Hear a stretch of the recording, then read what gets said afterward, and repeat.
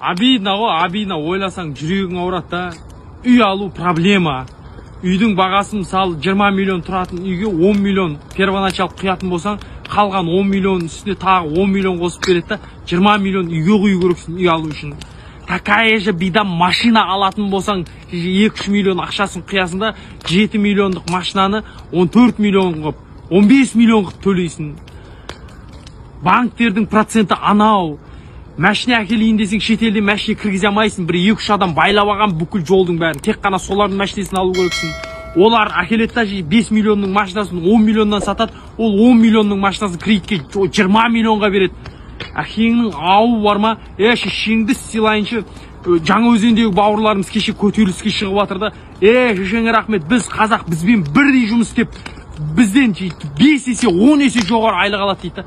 Сонда бүйтіп ойлап қарасаң, білектің күшімен, найзаның ұшымен кезінде ата-бабамыз осы ұрпағымыз рахат өмір сүрсінші деп шешеңе рахмет қорғап қалған жерді соңғы сорлы бір шешеңді сыйлайын жармай жүрген қазақтан басқа ешкім жоқ та бұл жерде ше.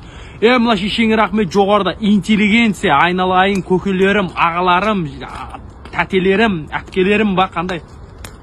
Мынаның бәрін тоқтатайық, мынаны қояйық, мына не деген сұмдық, біз қай жаққа баратырық деп айтатын бір адам жоқ па араларыңызда?